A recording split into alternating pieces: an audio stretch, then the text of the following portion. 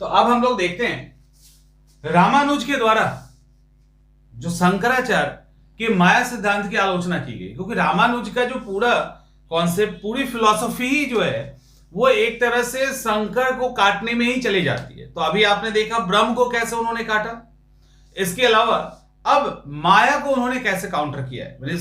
रामानुज का ब्रह्म एकदम ही अलग है, रामानुज का जो ब्रह्म है वो बिल्कुल ही अलग है। अब इनका और शंकर का बिल्कुल ही अलग है। शंकर ने जहां ब्रह्म को परब्रह्म के रूप में डाला है, इस दुनिया को एक इल्यूजन, एक विवर्त बताया है, एक भ्रम बताया है, वहीं पे क्या कहते हैं रामानुज, अभी हमने देख लिया कि रामानुज कहते हैं कि जितना ईश्वर या जितना गॉड एग्जिस्ट करता है और रियल है, उतनी ही एग्जिस्टेंस और रियलिटी इस धरती की भी है, इस दुनिया की भी है, क्योंकि वो उसी का पार्ट है। क्यों पार्ट है वो भी हमने देख लिया। वो इसलिए पार्ट है क्योंकि यहां पे तीन भेद, सजातीय, विजातीय और स्वरूप भेद ये मानते हैं, उसी का ये पार्ट है कंसिस्टेंस और जो अचित जिसको कहते हैं, और एक चित। अब रामानुज के द्वारा शंकर के जो माया सिद्धांत है, यहां पे बड़ा एक देखो, कुछ फिलॉसफी के अंदर कॉमन पॉइंट है, वहां पे ये मत दिमाग लगाइएगा कि उस आदमी ने ऐसा लिखा है या उसे वो स्टूडेंट ये एग्जांपल देगा तो हम कुछ और दे देते हैं, उसके लिए ज्यादा जरूरत नहीं है। जैसे कुछ एग्जांपल्स में जहां जहां धुआं है वहां वहां आग है, अब ये नहीं कहेंगे जहां जहां बंदर है वहां वहां कुत्ता है, तो वो आग और धुआं को रहने दीजिए। उसी तरह से सांप और रस्सी वाला एग्जाम्पल, रजत और सीप का एग्जाम्पल, उसी तरह से ये 7 इधर एग्जाम्पल है। हेत्वाभास में कई सारे एग्जाम्पल्स है, अंधे लंगड़े वाला, पान चूना सुपारी वाला, चार्वाक ने जो दिया है क्या था वो, पान चूना सुपारी वाला जो चार्वाक वाला एग्जाम्पल है वो आप वहां पे कोट कर सकते हैं। तो ऐसे करके मदिरा वाला जो दिया था उन्होंने कि किस तरह से अलग अलग इंग्रेडिएंट को मिलाने से उनमें अलग अलग मादकता नहीं होती, बट सबको मिला दे तो हो जाए। उसी तरह से कुछ चीजें जो हैं वो कॉमन है, वो हर जगह आप देखेंगे।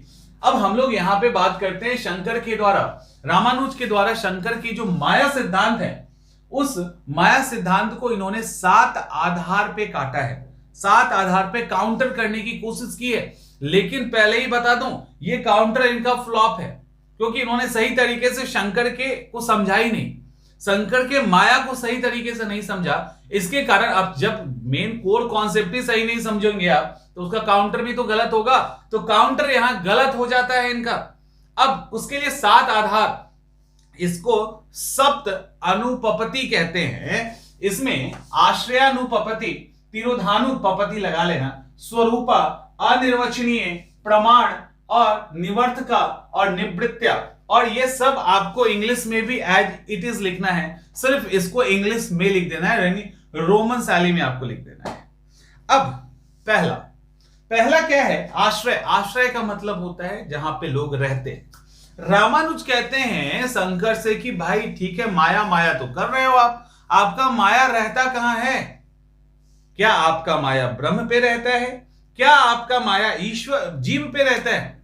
तो रामानुज कहेंगे आपका माया कहां रहता है?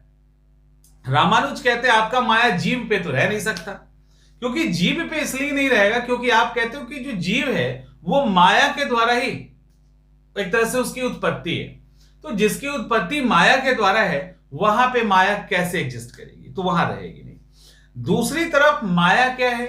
माया एक अविद्या है, अज्ञान है, एक भ्रम है, इल्यूजन है।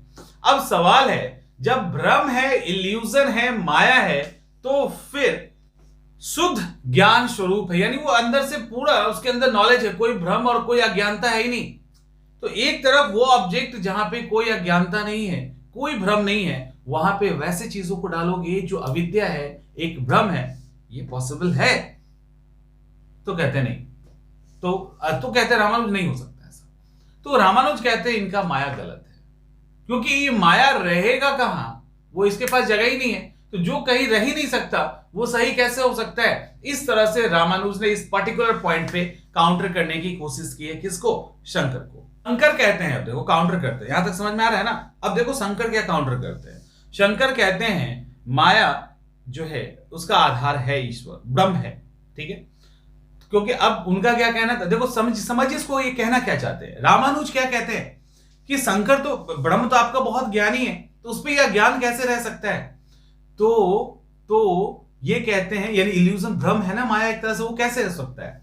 तो ये कहते हैं कि जादूगर जादू दिखाता है ना, तो क्या जादूगर के टोपी से जब कबूतर निकलता है तो क्या उस कबूतर को देख के दर्शक आश्चर्यचकित होता है या जादूगर होता है? तो ऑब्वियसली दर्शक होता है, उसको लगता है कुछ जादू हुआ है, और इसको तो पता ही है कि ये जादू है, भ्रम है। तो ये कहते हैं कि जादूगर अपने जादू से प्रभावित नहीं होता है। ठीक उसी तरह से माया ईश्वर के ऊपर रहती है, आधार है इस ब्रह्म, लेकिन ब्रह्म उससे प्रभावित नहीं होता है। तो पहला पॉइंट समझ में आया? कुछ पूछना भी है?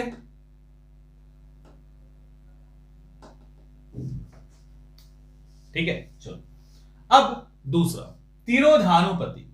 तिरोधान को इस सेंस में लेते हैं, का मतलब पता है क्या होता है? तिरोधान का मतलब इसको ऐसे समझिए कि कुछ समय के लिए ढक देना, कुछ समय के लिए ढक देना। इसको अब यहां रामानुज कहते हैं, फिर यहां कहते हैं, आप कहते हैं कि जो आपका ब्रह्म है, यानी आपका जो ब्रह्म है वो पूरे विद्वता और ज्ञान से भरा हुआ है। तो जो ऑलरेडी विद्वता और ज्ञान से भरा हुआ है उसको एक अविद्या, एक इल्यूजन, एक माया कैसे ढक सकती है? उसके ज्ञान को कैसे ढका जा सकता है? क्या यह संभव है? रामानुज कहेंगे या तो वह ज्ञानी होगा या उसको हम ढक नहीं सकते, यानी और ईश्वर ज्ञानी है, तो इसका मतलब माया एग्जिस्ट नहीं कर रही है। अब इसको फिर काउंटर करते हैं कौन? तो शंकराचार्य काउंटर करते हैं, और शंकराचार्य काउंटर बड़ा ही कमाल का। शंकराचार्य की जो फिलॉसफी है ना, one of the best philosophy मुझे लगती है, बड़ी कमाल का है उनका, मतलब बहुत ही लॉजिकल अव्वल दर्जे का है। तो ये कहते हैं कि नहीं, शंकर की तरफ से आक्षेप उसको काउंटर किया जाता है। सूरज को देखा है आपने? सूरज के अंदर रोशनी होती है ना, लेकिन जब सूर्य ग्रहण होता है या कुछ समय के लिए क्लाउड आ जाता है तो वो कुछ समय के लिए उसको ढक देता है, तो क्या सूरज की रोशनी रुक जाती है? नहीं, कुछ समय के लिए ढका जाता है, वो फिर हटेगा ही हटेगा, वो चमकेगा ही, वो चमक रहा होता है। हमारे सामने एक माया आ जाता है, एक बादल आ जाता है, तो माया यही वो बादल है जो ईश्वर का जो नॉलेज है, ज्ञान है, और हमारा, उस दोनों के बीच में एक भ्रम पैदा करता है। तो इसीलिए ऐसा नहीं है कि ईश्वर का जो ज्ञान है उससे उस पर कोई असर पड़ता है। ठीक है, तीसरा, क्लियर? स्वरूपानुपपति। क्या स्वरूप है माया का? क्या है वो? ये कहते हैं कि क्या आपका माया सत्य है? क्या आपका माया सत्य है? दूसरा कहेंगे क्या आपका माया असत है?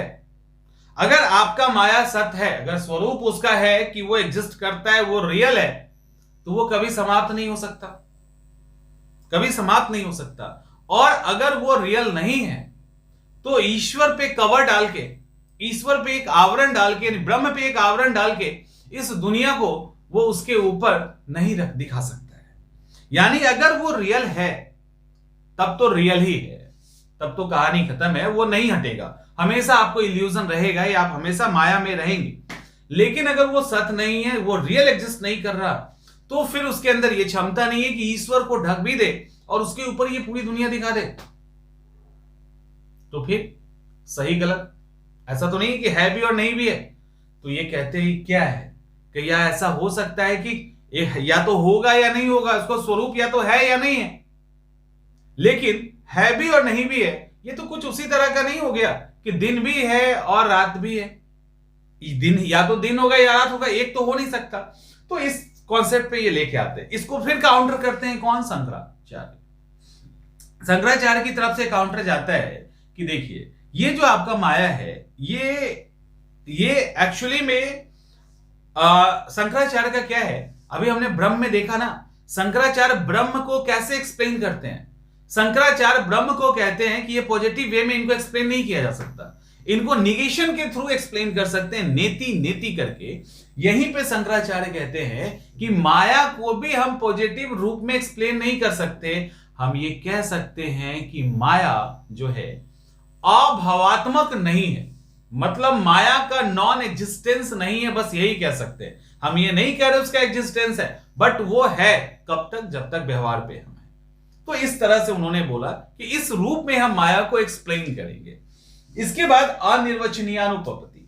अनिर्वचनीय का मतलब शंकराचार्य कहेंगे क्या है भाई माया, है कि नहीं, अच्छा है भी नहीं, नहीं है कि नहीं, अच्छा नहीं भी नहीं है सत्य है असत्य है, सत्य है सत्य है, असत्य भी है, सत्य भी है असत्य भी है, सत्य भी नहीं है असत्य भी नहीं है, टाइप के कई सारे कंफ्यूजन जब आता है तो कहा जाता है ऐसी स्थिति में हमारे पास शब्द नहीं है, हमारे इंसानी व्याकरण जो है हमारा यहां पे जाके समाप्त हो जाता है।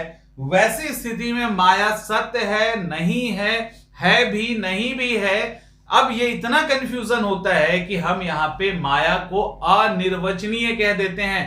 तो यहां पे शंकराचार्य, जहां पे रामानुज कहते हैं आपका माया को, आपके द्वारा माया को इस तरह से अनिर्वचनीय कहना, जो लॉजिक का फॉर्मूला है, जो तर्क शास्त्र का फॉर्मूला है, उसके बियॉन्ड चला जाता है, तो हम उसको एक्सप्लेन ही नहीं कर सकते। तो जिस चीज को एक्सप्लेन ही नहीं कर सकते वो होगा क्या, खाक, होगा ही नहीं। शंकर क्या कहते हैं, शंकर कहते हैं देखो भाई ये अनिर्वचनीय को इतना लोड आप मत लीजिए। देखो इसका कहने का मतलब इतना ही है कि जो हमारा माया है वो सही है तब तक के लिए जब तक के लिए हमको उस तरह का स्पिरिचुअल नॉलेज नहीं मिल जाता। वो मिलेगा तो लगेगा ये गलत है, और ये सही नहीं है, गलत इसलिए, असत्य इसलिए है क्योंकि, और ये सत्य इसलिए हम कहते हैं क्योंकि ये हमें जो डे टू डे लाइफ के अंदर हम इस पे काम करते हैं, हम इसको सही मान के काम करते हैं। ये आकाश कुसुम नहीं है, क्या हवा में फूल खिला हुआ है, इस तरह का नहीं है, दिखता है। वो कट काउंटर कब होगा, जब हमें ऊपर का नॉलेज मिलेगा। तो और बोलते हैं ये सत्य नहीं हो सकता, ये तो एक इस मामले में सत्य है या इस मामले में असत्य नहीं है। सत्य इसलिए नहीं हो सकता कि ये त्रिकाल बाधित नहीं है, क्योंकि सत्य तो एक ही है त्रिकाल बाधित, और वो ब्रह्म है। तो उस हिसाब से ना सत्य है ना असत्य है, इस सेंस में इसको अनिर्वचनीय नुपपति कहा गया है। अब आगे है प्रमाणानुपपति। अब सवाल उठता है, रामानुज कहते हैं कि चलो ठीक है हम मान लेते हैं आपका माया है। तो सवाल उठता है कि हम ये मान लेते हैं कि आपका माया है, अच्छी बात है, माया है आपके पास, तो उसको कैसे जानते हैं, माया को हम कैसे जानेंगे, ये भी एक सवाल है ना। अब यहां देखो मामला कैसे फंसा। ये कहते हैं आपका माया सत्य और असत्य, माने आपका माया सत्य है कि असत्य है, आप कहते हैं कि ये दोनों ही नहीं। तो जो चीज है भी, एग्जिस्ट भी कर रहा है और नॉन एग्जिस्टेंस भी है, तो उसका परसेप्शन तो नहीं हो सकता। पहला प्रमाण प्रत्यक्ष कट गया, यानी माया का परसेप्शन नहीं हो सकता, प्रत्यक्ष प्रमाण कट गया। ठीक है, क्योंकि है भी नहीं है, इन दोनों से अलग है आपका माया, तो कैसे देखेंगे, कैसे पता चलेगा। दूसरा काउंटर, दूसरा कहते हैं अनुमान तो हो ही नहीं सकता, इन्फरेंस नहीं हो सकता। क्यों नहीं हो सकता, क्योंकि यहां व्याप्ति ही नहीं, क्योंकि अनुमान के लिए व्याप्ति होना जरूरी है, व्याप्ति है नहीं। ये बोलेंगे शब्द पे आते, शब्द प्रमाण, बोलेंगे शब्द तुम्हारा काम ही नहीं करेगा इस पे। शब्द के लिए कोई मतलब सब शब्द के लिए या तो वेद पे आधारित होना चाहिए या कोई काम होना चाहिए। ठीक है, आप कहते हो कि ये माया जो है ये एक तरह से नॉन एग्जिस्टेंस है, या ईश्वर अपनी शक्ति का यूज करके चीजों को बना देते हैं।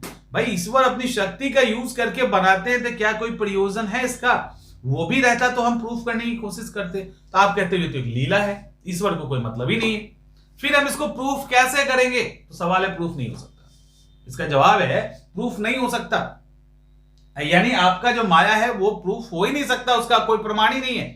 शंकर कहते ना रुकिए जरा, है, और शंकर कहते हैं अर्थापत्ति को क्यों भूल गए, अर्थापत्ति को इसी के लिए रखा गया है।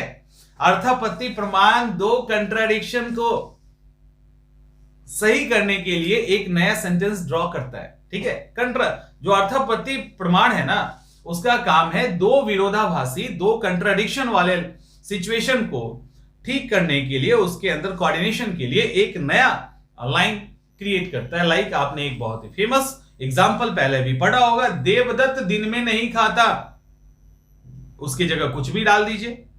रमेश दिन में नहीं खाता है, रमेश मोटा है, इसका मतलब है कि रमेश रात में खाता होगा। आप पढ़ने में बहुत तेज है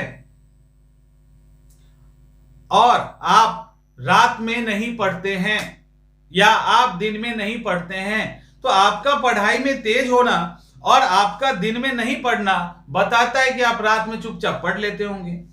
ब्रह्म ही एकमात्र सत्य है, लेकिन हमें दुनिया में जगह बहुत सारी चीजें दिखती है।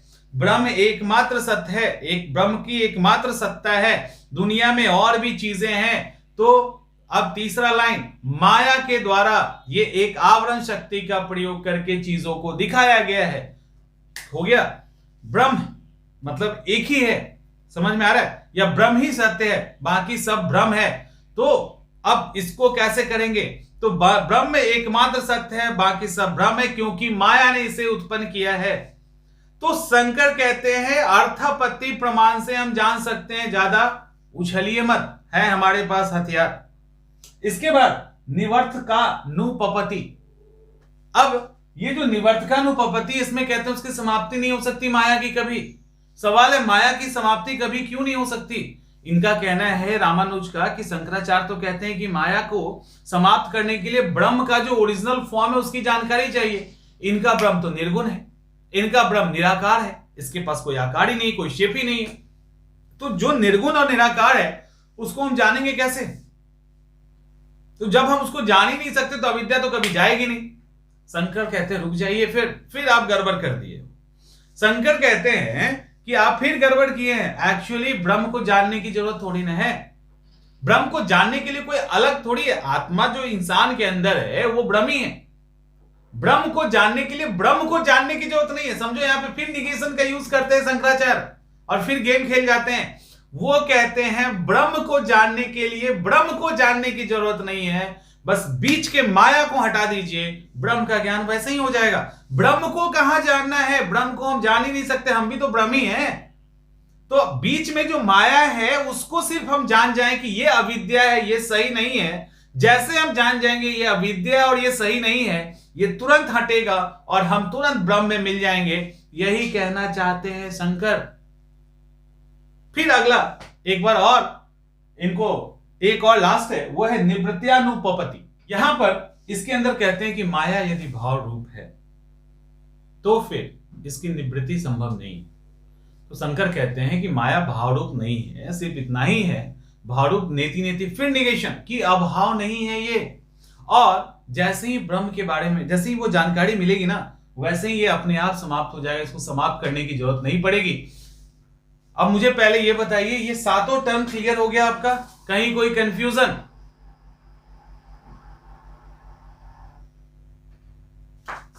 अनिर्वचनीय, देखो अनिर्वचनीय एक ऐसा वर्ड है ना, ये पूरे इंटायर इंडियन फिलॉसफी के अंदर आपको ये देखने को मिलेगा। अनिर्वचनीय बस ये एक सिचुएशन है, ऐसे समझिए, ये एक ऐसा सिचुएशन है कंट्राडिक्शन का जिसको आप शब्दों में एक्सप्लेन नहीं कर सकते। जैसे शून्यवाद में अनिर्वचनीय आया था ना, सत्य भी है असत्य भी है, दोनों ही चल रहा है। उसी तरह से शंकराचार्य के अंदर खूब ये मिलेगा। तो ये बस ये कहना चाहता है, जब शंकराचार्य क्या कहते हैं, माया सत्य भी है असत्य भी है, दोनों से परे भी है, सत्य असत्य दोनों है टाइप की चीजें। अब इसको अब आपको अगर हम बोल दें कि दिन भी और रात भी है, इसको एक्सप्लेन कीजिए। अभी एट ए टाइम यहाँ पे दिन भी और रात भी है, आप एक्सप्लेन कर सकते हैं? नहीं कर सकते। आप या तो बोलोगे दिन है या आप बोलोगे रात है। दिन भी और रात भी दोनों को करिए तो हम अगर देख भी रहे होंगे ना, तो हमारे पास शब्द नहीं है कहने के लिए। तो एक स्थिति ऐसी आती है ना, जब कंट्राडिक्शन बहुत सारा आ जाता है एक साथ, तो फिर वहां पे हम उसको एक्सप्लेन अपने शब्दों के माध्यम से जब नहीं कर पाते हैं, उसी स्थिति को अनिर्वचनीयता कहते हैं। यानी निर्वचन, यानी अब हमारे पास वचन नहीं है उस सिचुएशन को एक्सप्लेन करने के लिए। क्लियर? ठीक है, अब चलते हैं आगे।